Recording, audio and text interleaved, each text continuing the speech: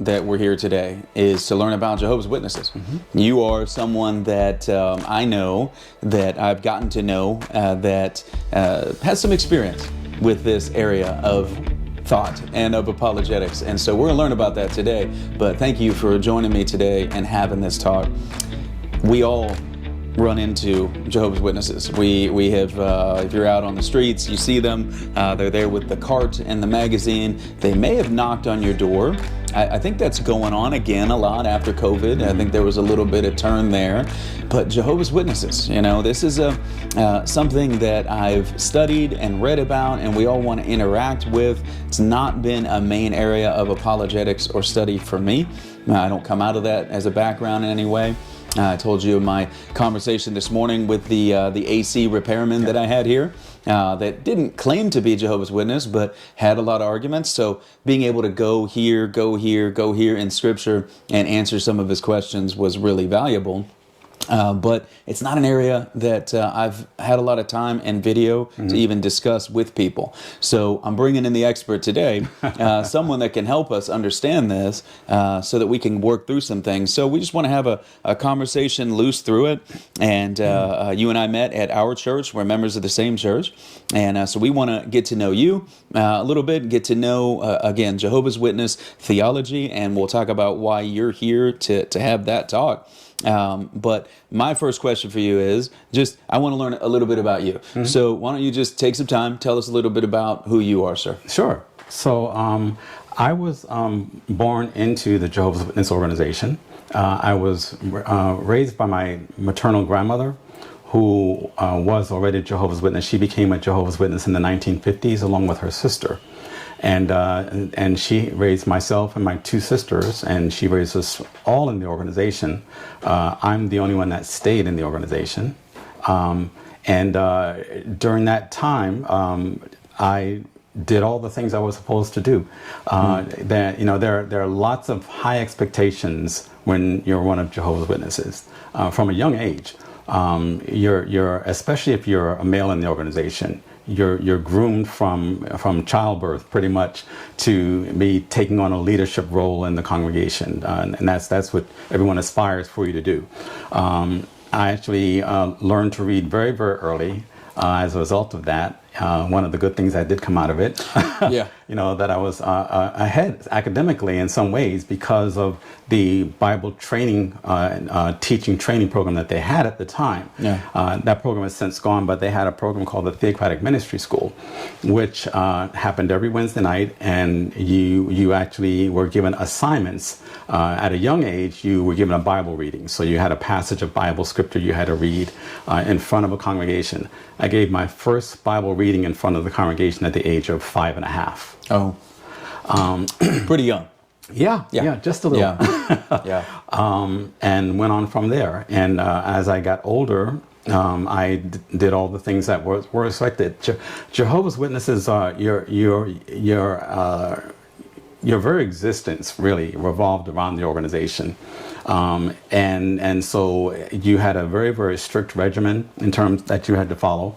At the time, we called them 5 meetings a week at the Kingdom Hall. Now, the way it worked is that you actually went to the Kingdom Hall 2 days, and then one of those days was a group Bible study that were held in the homes of witnesses throughout the area in your congregation. But so for our congregation, we had on Sunday there were 2 meetings that ran back to back, so 2 hours on Sunday. There was a public talk, public discourse, which was we would equate to a Sunday sermon on a Bible topic, and then that was followed by a 1-hour Watchtower study. So you're familiar with the Watchtower magazine. In the Watchtower magazine, in addition to the articles that they have that are to interest the public, they are also study articles. And the Watchtower was the main tool for teaching the congregation doctrine and equipping them to go out and be able to talk to people in the neighborhood. This, for many guys growing up in a Christian background, this is you could use the term a catechetical study. This was as close as you get to catechesis in the Jehovah's Witnesses, was this second hour of instruction to the witnesses. Yes. Yeah. Okay. So you had that on Sunday. And then for us on Tuesday nights, we had a congregation book study, which was a 1 hour study of a Watchtower publication. The Watchtower put out new publications every year, multiple publications every year. And a number of those publications were meant to be studied in depth by the congregation. Okay. A study of a publication could take anywhere from 6-7 months to a year or longer. Some publications we studied twice because I guess folks didn't always get it. Yeah. Those studies were held in smaller groups in individual homes. And then in addition to that, then on Wednesday night for us, we had 2 other meetings that were back to back. And they were the Theocratic Ministry School. That was the one where you're trained how to do public speaking. Sisters in the congregation also gave talks, but they wouldn't deliver their talks to the congregation. You would have 2 sisters and they would play out a role. So one was the teacher and the other played the host, maybe the householder who was a non-believer. And the whole idea was to train us to be better equipped at handling the scriptures, being able to cross-reference scriptures, and also just our conversational abilities. So using gestures, right inflections, everything, all of that stuff like that. Yeah. Facial expressions and the like. And you actually had a report card that you got after you had there was a Theocratic school, ministry school overseer, and his job was to observe. And there was a publication called the Organization Book, and in that was a checklist of things. There were about 40 different items that were checked off that were designed to help you become a better public speaker, a better publisher at the door, and so forth. And it was a school you kind of never graduated from. It was kind of an ongoing thing. And so that actually equipped me at a young age to not have a fear of speaking in front of people, and also to be a public speaker. That actually served me well later on in my career. Because it equipped me to be a very good teacher. So not just as a Jehovah's Witness, but in my secular career, I did training instruction. So I was a trainer a corporate trainer for a lot of years, and all of that played into that. Yeah. So there were some good things that came out of it. On the weekends, you were expected to spend a certain amount of time going from door to door, which is what Jehovah's Witnesses were most known for, knocking on the door.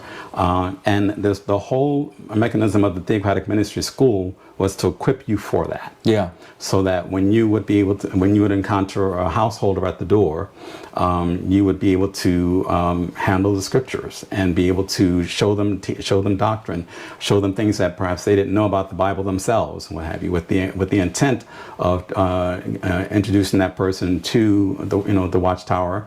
Hopefully, starting with them a home Bible study, which was something that we offered free of charge, and with the objective of that person eventually coming to the Kingdom Hall, perhaps, and continuing to progress to the point of actually getting baptized as a Jehovah's Witness. Okay, and that was here in Florida. Actually, that was in New York. It was all in New York. Oh, you were near Ground Zero. Yes. You were near Ground Zero. Okay. Yes. We lived literally less than 5 miles from world headquarters of Jehovah's Witnesses. And all along this time, was there constant, or was it when you look back and you remember all of that theocratic education that you were getting through the Watchtower, all these meetings on Wednesdays and Sundays, everything else, was it constantly sort of pointing out errors in general Christian, Protestant, be it Catholic or Baptist? Do you remember a lot of it, like, really geared there in apologetics against these views, or was it not so much? So you mean in terms of us being equipped to talk to and take on? Like specifically. Absolutely. So much of it was, this is what your general Baptist believes, or this is what your general Presbyterian is going to believe. We were taught the basics of what other religions believed. Okay. Most notably, about the fact that they believed in the Trinity, which was something that Jehovah's Witnesses flatly refused to accept because they saw that as being a tie back to pagan worship, going back as far as Babylon and the like. And then also the fact that we were taught that the Bible that non-Jehovah's Witnesses used, the Jehovah's Witnesses at the time that I was in, when I came in, they had introduced the New World Translation of the Holy Scriptures, which they still have, which has undergone multiple revisions since then. But we were taught that ours was the most accurate translation of the Scriptures, and all of theirs was, all of the other translations were infused with false doctrine, idolatry, and the like. So our goal was always to kind of point that out to the householder. With so many people today, and the sort of general, it's really as a result of ignorance of theology, there's a general desire to just get along with everybody. So I think it's important to address that when we talk about Jehovah's Witnesses today, and I'm sure this will be kind of baked into so much of what we go through, but just to be clear, according to the Jehovah's Witnesses, we Baptists, we're not going to heaven. No. We're not Christians. We're not, well, they wouldn't care if that was the term that you use. But I just need to be clear on this, because a lot of people would say, well, why even engage on that? Why would you debate them? They believe in Jesus. Kind of that, it comes from ignorance of the subject. But I just want to be clear, we're not, when we talk about Jehovah's Witnesses, we're not talking about brothers in Christ. It is a false religion. But what I'm asking you now is, they would say the same about any Protestant, any Catholic, any Eastern Orthodox person believes in the Trinity, believes in right? If you were not a Jehovah's Witness, you were part of Babylon the Great, and with the world empire of false religion, as they refer to it, and doomed for destruction at Armageddon. They don't believe in hell. No. So you're just going to disappear. You're going to go away. Either when you die, you will cease to exist, or at that second advent. or if the Battle of Armageddon comes, then you would actually be destroyed by Jehovah God at Armageddon. And so again, the value of that is, for so many people, we're not on one-sided, like picking a fight, and then the Jehovah's Witness would go, brother, why are you so upset with us? I just want to be clear. The lines are drawn on both sides. And so when we talk about Jehovah's Witnesses, we're not talking about Christians. When they talk about Christians, they're not talking about Jehovah's Witnesses. No. And there's a division there. Some people don't get that. Yeah, they did not consider any other religion other than themselves to be Christians. And so we're going to look at a lot of that today. I just wanted to take a moment for people to understand that, if they don't. So many do, but again, so many people today, they just don't spend time studying the Bible, certainly the history of things and where the differences come from. So I wanted to be clear on that. So you grew up in the faith, the Jehovah's Witness faith, in New York, most of it, if not all of your time in it. How long have you been a Christian now out of the Jehovah's Witness faith? Is learning more about you still. So I became a Christian on August 15th, 2008. So that's about 16 years ago now. And that was about 2 years after I officially left the Jehovah's Witnesses. And if I could just explain how that process works. So if you're a baptized Jehovah's Witness, there are basically 3 ways people leave, but only 2 of them really matter. You die or you convert. If you die, you're golden, because if you die a faithful Jehovah's Witness, you're guaranteed a place in paradise, on paradise earth. But some people will just fade. They will just fade away. They become inactive and they just fade away. They believe that there's still hope for those individuals, and so they're always trying to, kind of get them back. The other way that a person might leave the organization is if they are what's considered an unrepentant wrongdoer. So someone that goes against the tenets of the religion, either, whether they're living an immoral life, a drunkard or alcoholic, or engaged in crime or other behaviors that are not becoming a Christian, that person could be then called before a judicial committee. I have to correct that term because they just changed that term. They no longer use the term judicial committee, just committee. There's a reason for that, which we may have time to go into later on. But before committee, and if that person in front of that committee, which is a group of 3 elders, is deemed to be unrepentant because either they were continuing in that path or they just were just not responsive to the admonition they were given, then that person would be removed from the congregation, or the term that was used is disfellowshipped. Okay. That's a term that'll be important later on because it's a very, very significant thing. They could come back. They'd have hope for them still.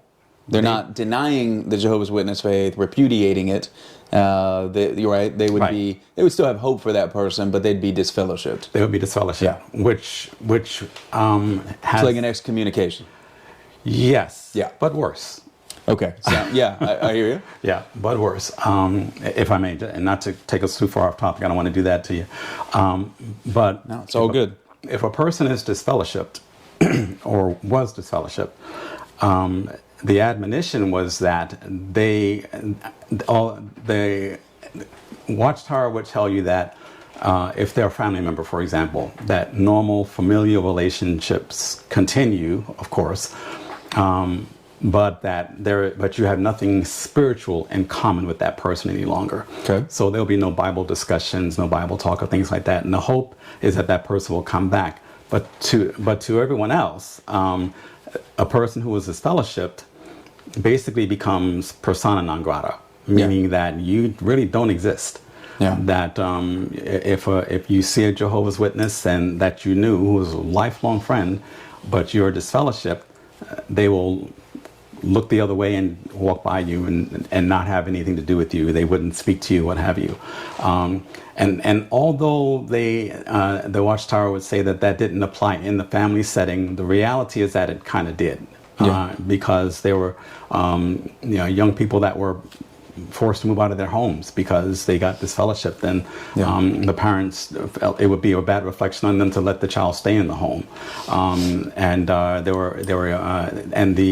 Watchtower would continue to remind you that you really should have nothing to do with them, because if you do that, you're interfering with Jehovah's loving rebuke of that individual. Sure. This has brought the Watchtower under a lot of scrutiny in different countries for violations of basically what's considered human rights, by alienating and cutting people off from their entire support group. So that'll come up later on in our conversation. So for you though, it wasn't just a casual sort of involvement, or even a lot of the training that you have as a young person. A lot of people grow up in church, be it Christian or Jehovah's Witnesses or Mormon, which is a third group that I'm naming here, or Roman Catholic or Eastern Orthodox or whatever. You were seeking and were being qualified for, did they use the term pastor? A pastoral role? Elder role. Elder. So you were pursuing that. Can you tell us a little bit more about, like, what did that look like? Becoming an elder, that's a little more than just being a member of, obviously. Tell us about that. What were you pursuing? Why? How long? All that. Well, one, it was expected. If you were male, in the congregation, you were being groomed to help lead the congregation, and every young man was supposed to reach out for that, looking for greater opportunities of service. Okay. And so I followed that path. I mentioned the door-to-door ministry and conducting Bible studies and so forth. At the time, Jehovah's Witnesses had to report their time. So every month, Jehovah's Witnesses had to fill out a publisher's report that showed how many hours they spent going from door to door. Now I'm pretty sure there's an app that covers it. They actually did away with the timekeeping. Oh, they don't even do the timekeeping? They stopped this about a little over a year ago. I would figure there was an app now where you would just, sort of slide about. No, they actually backed away from that altogether. Oh, and there are reasons behind that too. Yeah, the numbers were going down and they didn't want to report it. That's exactly right. Yeah. I think you mentioned that in our conversation before. Yeah. So. Because the one thing that every Jehovah's Witnesses looked forward to was in the month of September was the release of the new service report for the previous year. Had the name on it. And it had name on it, and it showed the number of congregations, the number of Jehovah's Witnesses worldwide, how many hours were spent in the door-to-door ministry, Bible studies conducted, and so forth. It started to decrease prior to COVID-19. Actually, Jehovah's Witnesses saw the highest peak in the years leading up to 1975. That was their peak. Yeah, 1974 was their peak in terms of And so number of you were a teenager around about that time. I remember. So you were hearing it. You were seeing yes. it. Yeah. Oh yes, yes.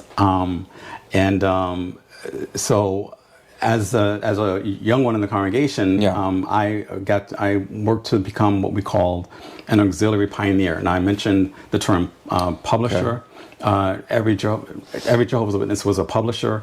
They had the expectation was that they would spend a minimum of 10 hours a month doing the evangelizing work, going door to door, conducting Bible studies, and so forth. I went to become what's called an auxiliary pioneer. We had a group titled Auxiliary Pioneer and Regular Pioneer. A regular pioneer was a person who basically they held maybe a part-time job, earning just enough to kind of support themselves, and they devoted most of their career was the door-to-door or the evangelizing work. So at the time that I was in, the hourly requirement was about 120 hours a month they had to devote to that. So that was a full-time thing for them. Yeah. Unpaid. Right. They had to support themselves. Do they have paid elders? No. No, I didn't think so. Okay, go ahead, please continue. I don't want to distract, but I want to ask that question. As an auxiliary pioneer at the time, my hourly requirement was 60 hours a month. But that was 60 hours a month plus working a full-time job and carrying congregational responsibilities. But that put me on the track towards progressing and showing that I was reaching out for greater responsibility and so forth. As I got a little older, I was appointed a ministerial servant. That's the term they use. Ministerial what? Ministerial servant. Okay. Okay. So they don't have pastors, they don't have deacons, but they have ministerial servants, which are kind of, I guess, equivalent to what you call a deacon, with the exception that as a ministerial servant, you also have teaching responsibilities. So you give public talks from the platform on Sundays. I gave lots of public talks. I was actually kind of fast-tracked because I would actually get requested to come to different congregations to give public talks. And I continued that for a number of years. I became, in addition to being a ministerial servant, I was the congregation's account overseer. So I was responsible for the congregation's financials. Yeah. In addition to having responsibility of conducting one of the home Bible studies I told you about. So that was a smaller group. They didn't meet at the Kingdom Hall, but they met in homes. Yeah. And a book study group was about maybe 20 or 30 people or so. So these were all the things that were expected of you on the way to being an elder. And you were doing them. I was doing them. Yeah. I was doing them. But along the way, there were chinks in the armor. I was already having my own kind of crisis of conscience and crisis of faith, because there were things that I was struggling with around our doctrine. Okay. About the things that we were taught, the things that we were taught to believe, things that just weren't lining up for me with Scripture. I struggled with understanding some of the doctrine that frequently that would change. Jehovah's Witnesses have a term that they refer to as new light. Okay. And they sounds like progressive revelation. Another term that you hear, continuing authority, new light, sounds just like that to me. Right. Yeah. Exactly. Yeah. And that new light could be a total about face or left turn from what you previously did. And that raised questions sometimes for individuals, but as a Jehovah's Witness, you were taught to suppress those questions. Okay. This is Jehovah's organization, and this is the way he leads his people. But the interesting thing that I always struggled with was that, I can't recall any examples in Scripture where God told his people to go left, and then later on said, well, I really meant for you to go right. Which is what was happening. Everything from how we viewed things like blood transfusions or organ transplants, things of that nature. These are big issues for Jehovah's Witnesses because, as you probably know, one of the things Jehovah's Witnesses are known for is their stand on blood, accepting blood. Yeah. They will not accept a blood transfusion even if it means their life. And it has cost many lives over the years. Even their view on, for example, organ transplants. At one time, it was completely forbidden then out over time they made adjustments, and then it became a matter of conscience for the individual. With blood transfusions, they still will not take whole blood transfusions, but it became acceptable up to the individual if they were willing to take blood parts. So, okay. And again, there's plenty of scripture teaching about the life of the body is in the blood. But give us one, and we've all heard of this, so I want to take a second on that. What is the main argument for why they wouldn't do it? Take a transfusion or a transplant? Because the blood was seen as the life force of the individual. Yeah. And going back to the Mosaic law, that the blood that was shed was to be poured out into the ground. It was not to be eaten. And they add to that Acts 5:29, where they're admonished to avoid or abstain from blood. Yeah. And they take that literally. Right. Well, you're talking about in Acts 15, the declaration of the council, the advice to the Gentiles. Yes. Right. Okay. So they, like I said, they take that quite literally. Okay. But over the years, again, like I said, they had these adjustments, and it was kind of difficult for me, and not just me. There were other people who kind of felt the same way at times. I'm to understand that Jehovah knew that this should be this way, but he had it that way where you refused everything, and it cost people their lives. People died. They made the decision and they died. But now it's okay, but still people died. And that didn't line up with the God that I learned about in Scripture. He didn't needlessly sacrifice people or change his mind or change his direction when it came to things that were matters of life. And so it had me questioning, just how reliable, or is this really coming from God? Are they really getting their direction from God? Okay. If they're making these course corrections, and many of them major, and so that had me beginning to question. Also, one of the things that started to create some challenges for me was that seeing how the organization as a whole operated. One of the questions you have is about the difference, understanding the Watchtower Society and Jehovah's Witnesses as a whole.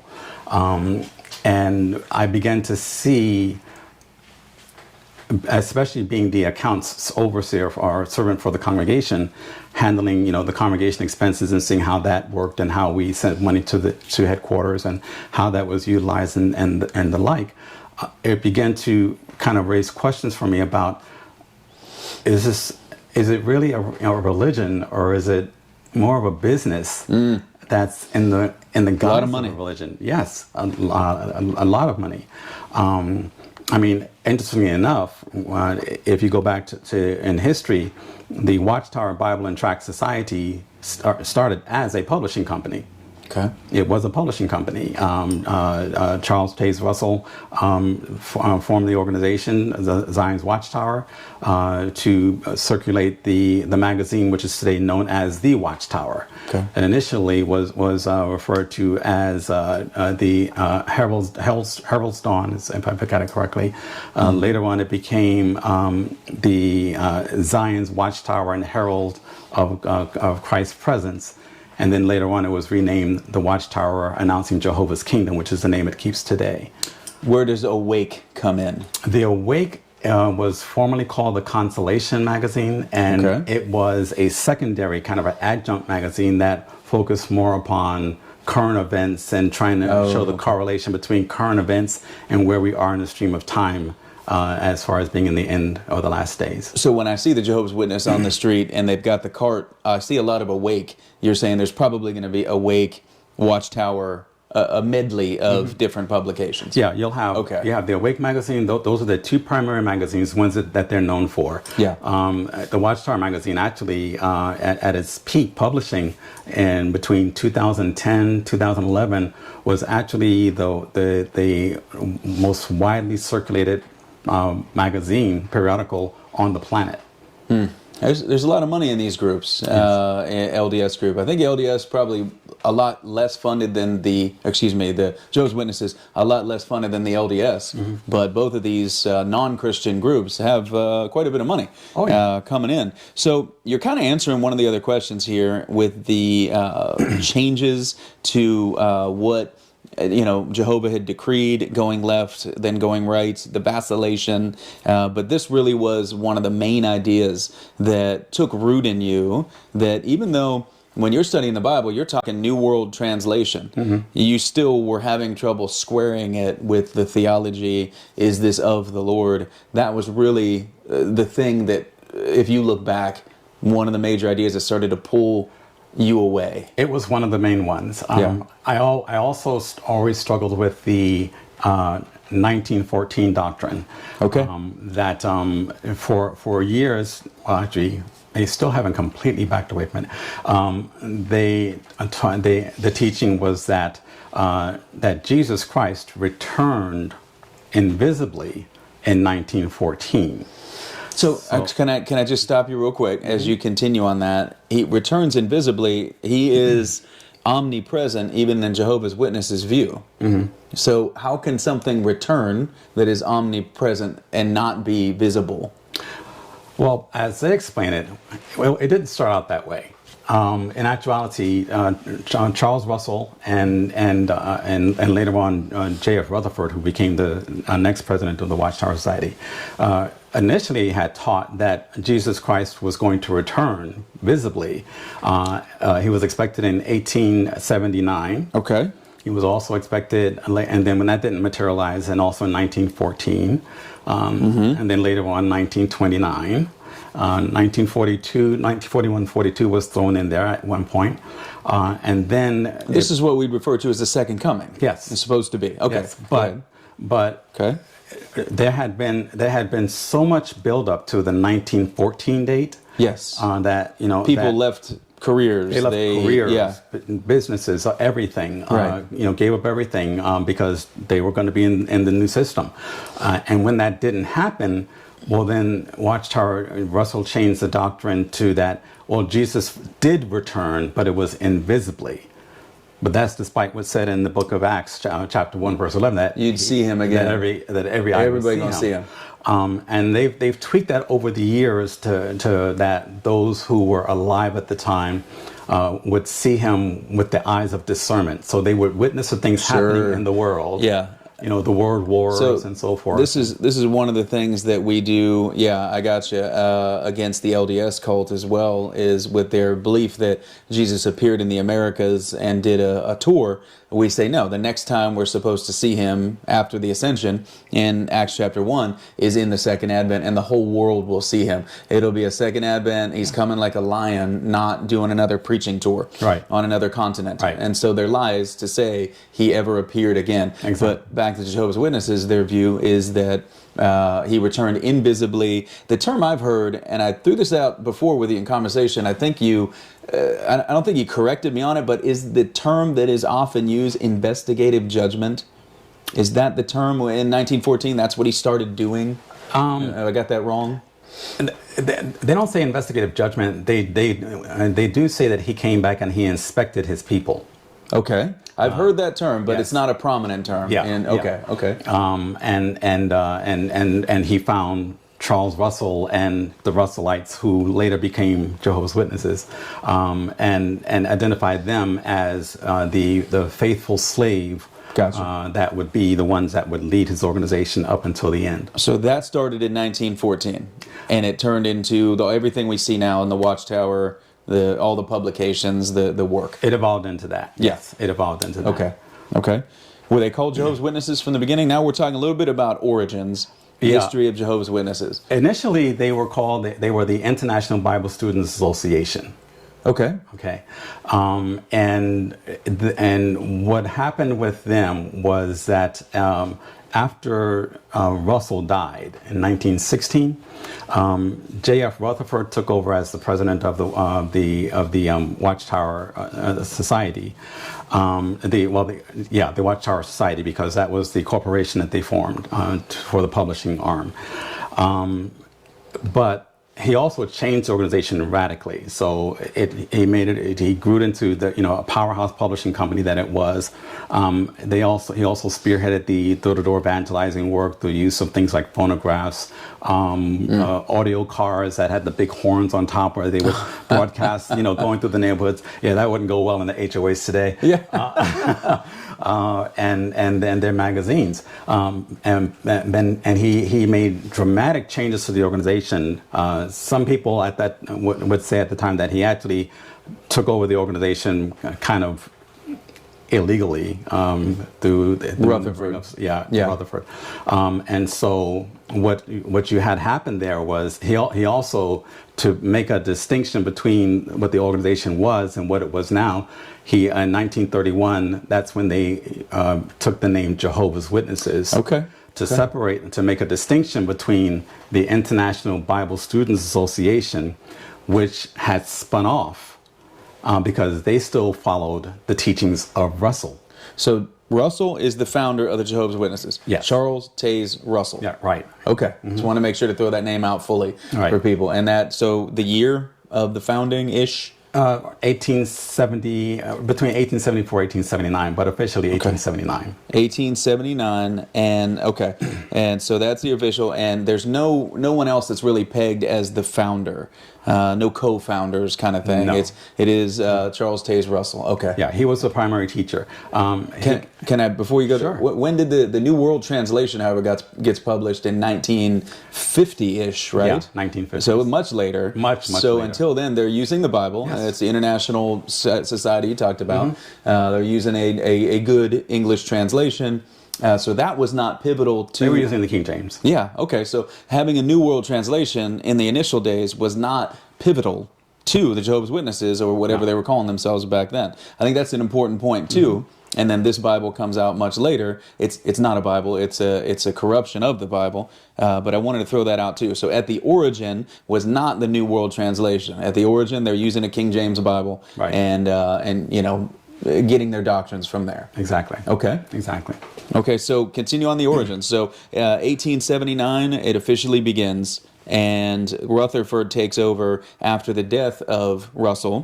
Russell dies in 1916, and Rutherford really is even more zealous and turns it into, like you said, the publishing begins, much more evangelism, all of that. Right. Are there some Jehovah's Witnesses that don't would say, well, I don't follow Rutherford's way, I follow Russell's way? Well, interestingly enough, like I mentioned, they took on the name Jehovah's Witnesses to separate from the IBSA, the International Bible Students Association.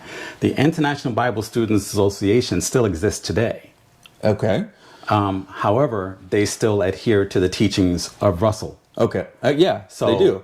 So although they have some similarities to Jehovah's Witnesses, they are not to be confused with Jehovah's Witnesses, even though the Jehovah's Witnesses still use the corporate IBSA in certain parts of the world.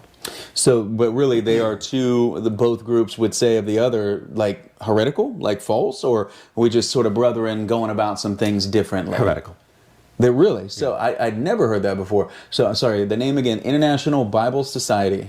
International Bible Students Association. International Bible Students Association would claim that it's more faithful to the teaching of Charles Taze Russell. Exactly. And when Rutherford took over after his death and began doing so much, that becomes more Watchtower Bible and Tract Society. That's when the Watchtower Bible and Tract Society existed already. Okay. It was because remember, that's the corporate arm. Okay. So that's the publishing arm. But what set them apart is Jehovah's Witnesses now. That's when they took the name Jehovah's Witnesses. Under Rutherford. Okay. So the distinction you have is that you have individuals who, as a religion, claim to be of the IBSA, but then you have Jehovah's Witnesses, which is the organization that we're talking about here. Okay. I'd never heard that before, and I try not to do this constantly. Well, I try not to do this constantly, but like with the LDS group, similarly a 19th century American-born heresy, just like Jehovah's Witnesses or IBSA or whatever you want to say, both heretical groups. There's we're faithful to Joseph Smith, not that Brigham Young thing, and there's sort of reform movements, right. and those faithful to Smith, they would claim, are much smaller than the current LDS group, right. which was under Brigham Young. Again, different cult. I don't want to relate the two to constantly because we're here to talk Jehovah's Witnesses. But I had never heard that about Jehovah's Witnesses with IBSA and the Rutherford-Russell split. So the New World Translation comes in long after the death of Rutherford as well. Right. Okay. Now, Frederick Franz is somewhere involved there. Right. Was he in the translation business? That was his deal. Yeah, tell us. he was a big part of it. He was on the New World Translation Committee. Okay. Which is the group that came together to create the New World Translation. He was actually very instrumental of it, because he became president of the Watchtower Society after Rutherford passed away. Okay. And so he was the one that spearheaded that. He was on the committee. Interestingly enough, it was later learned that he had no background in Hebrew or language at all. Yeah. They didn't release the names of their translators for a very long time. Yeah, exactly. Yeah. Exactly. And the average Jehovah's Witness could not have told you who was on that committee because that was always kept so secret. Yeah. Actually, even in terms, you knew who Frederick Franz were, but even for a lot of years, their governing body structure was kind of only known to those at headquarters. Okay.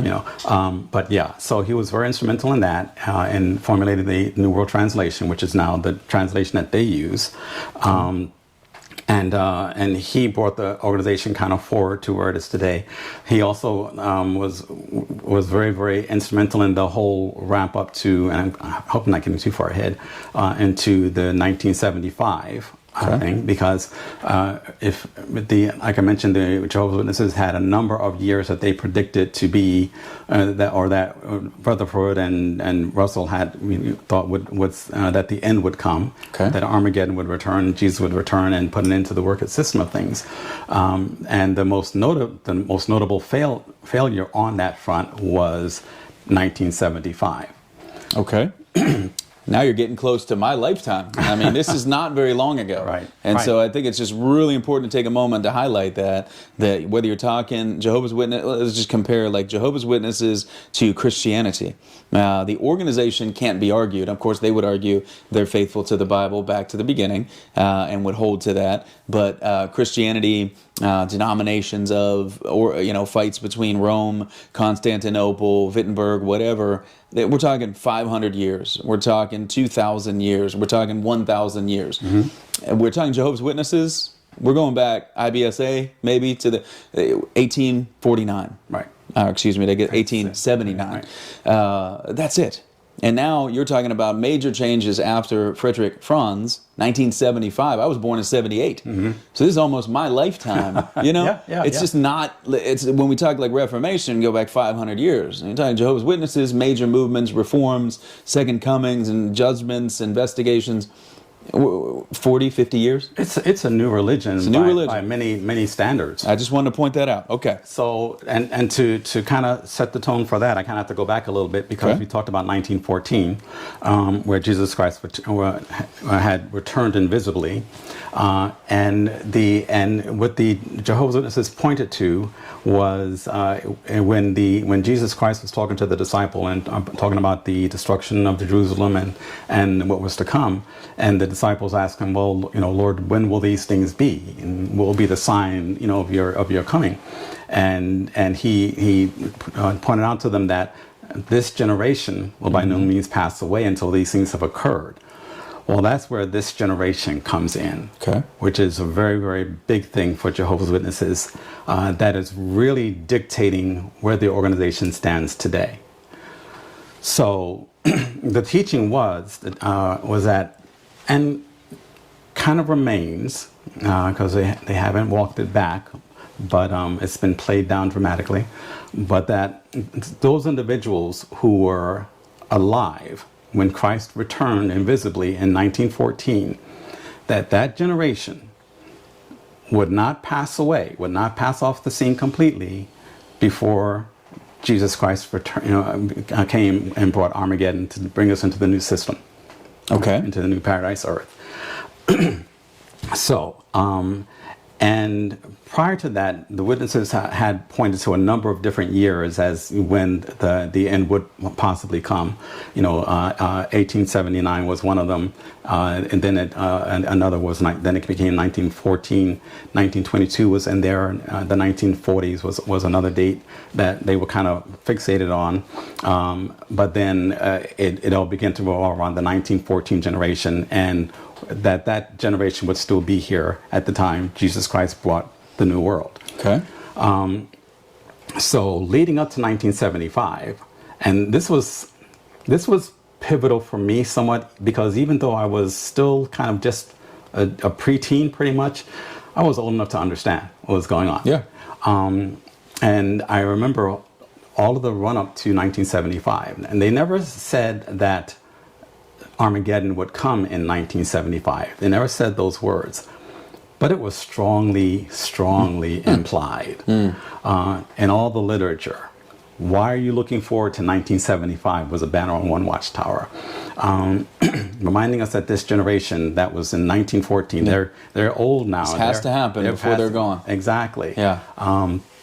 Jehovah's Witnesses were, since they were expecting to walk into the new system in 1975, they were leaving their jobs to go into the full-time ministry and be regular pioneers and missionaries and the like. Many sold their businesses, sold their homes, got rid of their life savings, donated to the organization because 1975 was going to come. Well, 1975 came. And 1975 went. Yeah. Right.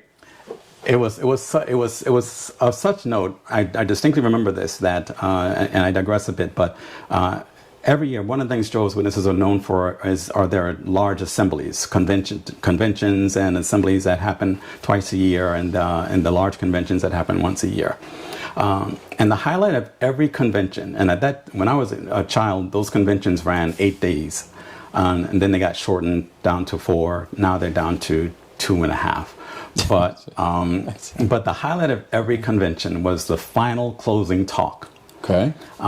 Where it was kind of a recap of everything that had been discussed and learned over the preceding days and everything else. And we were all waiting, always with bated breath, for the last talk to find out what are the plans for next year's conventions. Was it going to be another series of district conventions or regional conventions, as they call now, or international conventions where witnesses are flown from all over the world and they travel all over the world to attend these conventions? That final talk came in the summer of 1974, and the talk was given, and there was no mention of conventions for the next year. Okay. Well, everyone's excited because they're not planning for conventions, because we're going to be in the new system next year, And again, they never said the words, but the phrase that had been coined even because of all that appeared in the magazines pointing to 1975 was "Stay alive to 75." That was catchy. Stay alive to 75. And I remember that. I remember hearing that phrase from the platform, and with my friends talking about the fact, wow, no convention announced.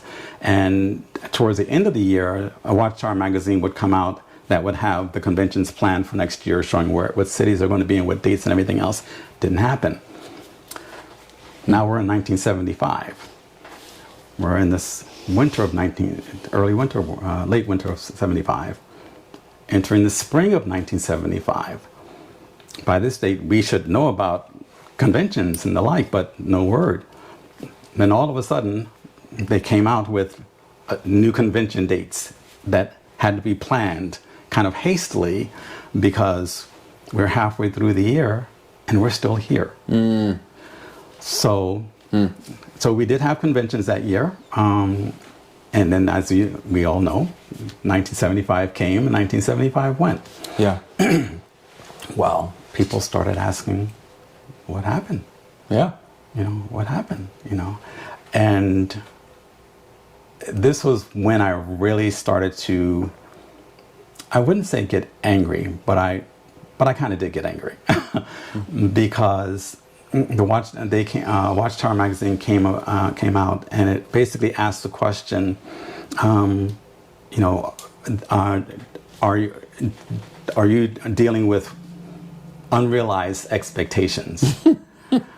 And what they proceeded to do was to gaslight the witnesses by stating that, well, maybe you were expecting, something would happen, or that, that we'd be in the new system or what have you, and you made decisions that you're wondering about now, and maybe you kind of read too much into the things that were said. We never said it was for sure. Which is technically true. Technically true. Yeah. But again, it was strongly implied. Yeah. I remember distinctly in one of the publications called the Kingdom Ministry, which was our monthly newsletter, and it was also repeated in the Watchtower that it's in '74. It talked about how many witnesses were leaving full-time employment to become pioneers and missionaries, selling businesses, selling homes, and the like. And it praised them and said, "What a wonderful way to finish out these remaining few months of this system." Yeah. And then they try to walk it back. Yeah. And that really had me going, wow. And no doubt the walking back was, God was preparing his people. Yes. Jehovah's preparing. He wants you to be ready. It's always that. Because as Christians, we do believe in a second coming. We do believe in an imminence, that every generation, the wisdom of God was to say, be ready. You don't know when I'm coming again. And so there's enough there that, the horoscope style prophecy, Harold Camping, Jehovah's Witness, wiggle room can say, well, we're supposed to be ready. So God really got us ready. Right. That's the walking back. Right. Now, if I'm not mistaken, though, a lot of Jehovah's Witnesses today, have they learned from this? And is there another date, Perry, that's on the horizon right now where they're going, hey man, it's 2029, it's happening? Or have they learned, just don't do that, don't pick a number? I think they've learned, but based on what I just read in the Watchtower yesterday, I'm not 100% sure, because now kind of some of the talk that's going around, not necessarily in the JW circle, but in the JW circle, but it's not proliferating. Now the reference is being to, well, if you remember, and actually they did make a comment in one of the magazines, I did read it yesterday, that it's in the new Watchtower that just came out, referencing how Jehovah waited 120 years from the time he told Noah about the flood until the time it actually came. Sure. So now individuals are saying, maybe 120 years from 1914? Yeah. So now you're starting to hear a little bit of rumbling about that. But the bottom line is, for any Christian, we live as if, are you ready tonight? Right. Because you could see him coming on the clouds tonight. So are you ready? Nobody in the Christian world should be saying, I think it's 2028. No.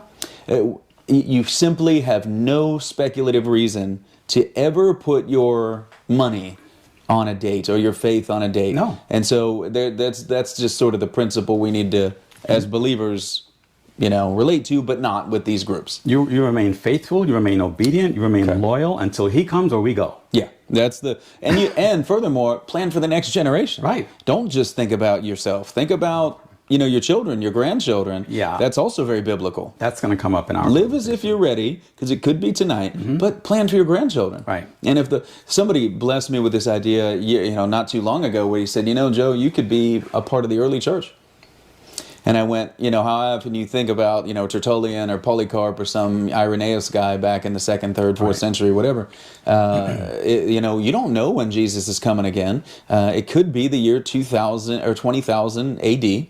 We have no idea. And you and I having this conversation could be part of the early church. In 5,000 years, people look back and go, oh, they were talking about that in the infancy days of the church. Right, because how do we place a time frame on an infinite being? Yeah, we have not been given it. We just don't know the days and the hour. Okay, so I'm processing this. I want to look through and move through to a question here Where exactly, if there is one place, or could you just help us understand the title Jehovah's Witness? Where did they choose that from? Why has that been chosen? It comes from Isaiah 43. Okay. And I'm going to read it from the New World Translation. Okay. Isaiah 43 is something that I use quite often, verse 10, in a lot of apologetics. Again, sorry to relate the two cults, but with LDS a lot. But this is a passage where Jehovah is calling them as his witness, as a nation. Right. Go ahead, Well, please. you nailed it. You just answered the question. Yeah, okay. Okay. Because it's in Isaiah 43:10, and it says, "You are my witnesses, declares Jehovah. Okay. Yes, my servant whom I have chosen." Yeah. And then it goes on to say, "So that you may know and have faith in me and understand that I am the same one. Before me no God was formed, and after me there has been none." Okay. So that's where their name comes from. So this would be an apologetic argument and a point there against a lot of views about Jesus having an origin, not being an eternal being. We as Christians believe that he's an eternal being. So, there's apologetic points I don't want to launch off into, but you'd say that is the best place. Isaiah's trial of the false gods, which goes around that chapter. It's not just Isaiah 43. Yahweh is saying to Israel, "You are my witnesses. I've chosen you." And we know that Jehovah is a English kind of murdering of the Hebrew. Right. It's not a great, we have to insert the consonants or the vowels in there to the consonants. And so Jehovah, not a great word at all, but that's where you're saying it comes from. That's where it comes from. Okay, that's helpful. And then And they do acknowledge the fact that we don't really know how the divine name was pronounced. And that Jehovah is an English transliteration of it. Yeah. So. And so, okay, that's helpful. And then the Watchtower, we already talked about really where that came under Rutherford so much. It didn't begin with him maybe, but he just took it to the next degree. Right. Okay. Go ahead. You want to say something else on that? Just to kind of put it in context. So in a literal sense, the Watchtower is the actual magazine, the Watchtower. From the secular perspective, the Watchtower Bible and Tract Society, also referred to as Watchtower, is the legal arm or the publishing arm of the organization. Okay. So sometimes when you hear the name, you'll hear people refer to Watchtower interchangeably. They'll refer to Jehovah's Witnesses as the Watchtower. Yeah. Okay. But same you have group. a magazine, but it's the same group. Right? Okay. Their headship. We talked about this before. I know it's in New York, the headship, but it was in New York, for a long time, and now it has moved somewhere else. Yeah. So from the turn of the 20th century, their headquarters were in Brooklyn, New York. Yeah. Okay. They started basically with one small building there. Then they built their factories there, and they began to grow. They actually were in the Brooklyn Heights community. Okay. Right on the East River there, and as they began to grow, they amassed more and more property and what have you. The fact of the matter is that, and I have to say it because it's true, is that I'm not sure how familiar you are with New York City. 5 boroughs. Okay. That's about all I know. Okay. Well, the Brooklyn Heights area where Watchtower headquarters was located is the area that it is today because Watchtower was there. Okay. They amassed large amounts of property and the factories were established there initially. So all the printing work was done there for many, many years. And of course, since their headquarters is staffed by volunteers, which they refer to as Bethelites, because Watchtower headquarters is referred to as Bethel, House of God. Okay. And they lived there. They bought these buildings, they built buildings, which were the dormitories, and then they would walk to the factories, work there. And it was known for being a very, very well-kept area, very, very safe because of Watchtower being there. So as a result, it's some of the most valuable real estate in New York City today. Okay. In the early 2000s, they started to make plans to move out of New York City and move to upstate New York. They had a presence in upstate New York before Watchtower Farms was there.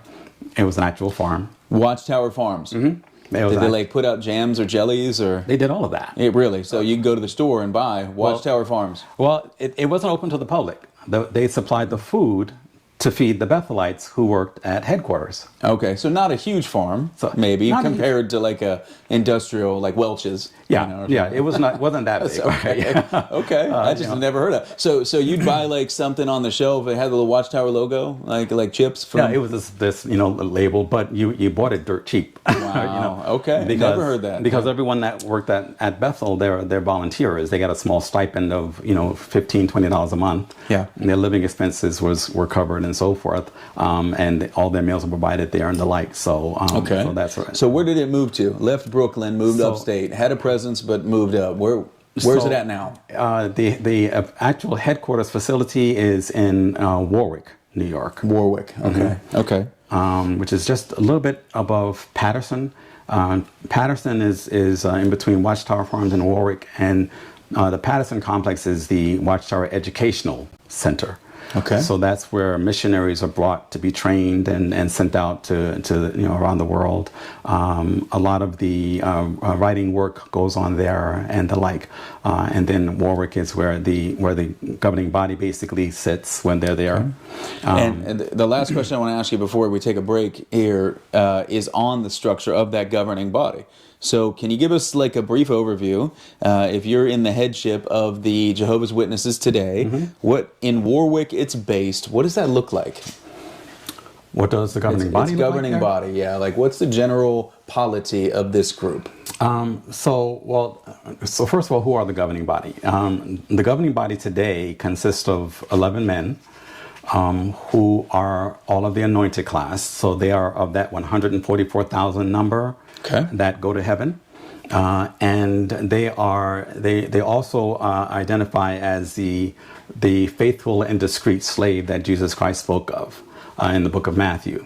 And the faithful and discreet slave is be found laboring when he comes again. Exactly. Okay. And they are responsible for administering education and teaching to the Jehovah's Witnesses, to the organization as a whole. The number of individuals on the governing body, it varies. It's fluctuated from as few as 7 to as many as where it is today. Actually, as many as 13 at one point. Right now it's at 11. And as I said, they're all members of the anointed. Sure. They dictate, they direct the teaching work. They are basically the channel that Jehovah communicates to the organization through. Yeah. Interestingly enough, however, they have made it clear, and it's interesting that the term "faithful and discreet slave," because their understanding. The one thing about Jehovah's Witness theology is that it is kind of always in flux. It change what they believe today as an understanding may not be what they believe in a couple of years because of new light. So over the course of the organization's existence, at one point, the faithful slave was all of the anointed. All 144,000 were of the faithful slave. And then it was changed to only a select number of that. And now where it rests is that the faithful and discreet slave are only the members of the governing body, which is interesting. From if you look at it from a control perspective, that these are the sole individuals who are responsible for. So am I understanding you right? The faithful slave, faithful and discreet slave, was once referenced the entire body, which in there we're going to have to define anointed class, I think, very briefly if somebody never heard that term. Yes. Now it's 11 dudes. Right now, yeah. It varies. Yeah, right. But right now it's 11 guys. The understanding now is that it's the governing body. But at one point, it was the entire in the book of Revelation, where the scriptures John speaks of the 144,000 out of the 12 tribes. Yeah. Well, that number, which were all supposed to be selected from the earth, were of the anointed. At one point in time, the teaching was that they were the faithful slave. It's fluctuated over the years. So just let's do that real quick, and then we're going to take a break. Anointed class. All right, so we got this headship, 11 governing body members. It fluctuates, like you said, 13. It might have gone down to like 7, I think you said was a number. So that'll vary. It's not a fixed number. They are over all of the ministerial servants that are in all the kingdom halls worldwide. all part of the body. But the anointed class, the 144,000, these are they which will go to heaven with Jehovah and be. That doesn't mean only 144,000 people will be saved. The rest of all the kingdom halls filled with all the true believers are going to be on a new earth. Right. Is that right? Yeah. So those who either get resurrected or walk through the battle of Armageddon into the new system will live here in a paradise earth. okay, so there's a new heavens and a new earth, Right. And the Jehovah Witnesses believes those that are non-repentant, don't follow Jehovah, they get annihilated, they're gone, and then there's 144,000, again, not only going to heaven, all the rest, might be millions, are going to be on a new earth. It is paradise, it is a heaven, it's just not the highest of heavens. Right. Okay. Yeah, the belief is that, a large number of that 144,000 perhaps already in heaven. Yeah. Because they've been selected over the years. It's just not a big number. It's not a big number. You have to reduce that down to like 11 dudes. Well, interestingly enough, to govern the organization, yeah. But I mean, if only 144,000 are going to that heaven, that's not a big number, even though the group only founded in 1879. There are millions of Jehovah's Witnesses worldwide. Right. It's just a strange, And by the way, that 144,000 has nothing to do with like the Watchtower Bible and Tract Society. It has to do with ransomed, like apparently Jewish virgin men, Right. From the 12 tribes of Israel. Right, which begs a whole other series of questions for the Jehovah's Witnesses. But yeah, and an interesting thing about that number is that, of course, at one point, especially around the time of Russell and Rutherford, pretty much all Jehovah's Witnesses thought that they were of that number. Yeah. And then over the years, that number began to go down, and then, ironically, especially after 1975, that number started to go up again, which was interesting because the number has been selected and sealed. Yeah. How do you explain that? Yeah. And the Watchtower had an interesting explanation for that. At one point they said that some individuals may not have a right mind, basically saying that they're mentally defective and think that they're of that number when they're really not. Yeah. So the elders were kind of, if someone said that they were of the anointed, the elders were kind of try to probe that to see if they really were of that number. But yes, the governing body make up the faithful slave. Okay, we're going to come back to it, I think, here in our next part, because I wanted to, in the notes I had mentioned, my experience with the table assembly, the Lord's table, communion, as we call it. So we'll probably look at anointed class a little bit again here in a little bit. But let's take a break, and we're going to come back and talk about some more specifics on the theology of Jehovah's Witnesses. Sure.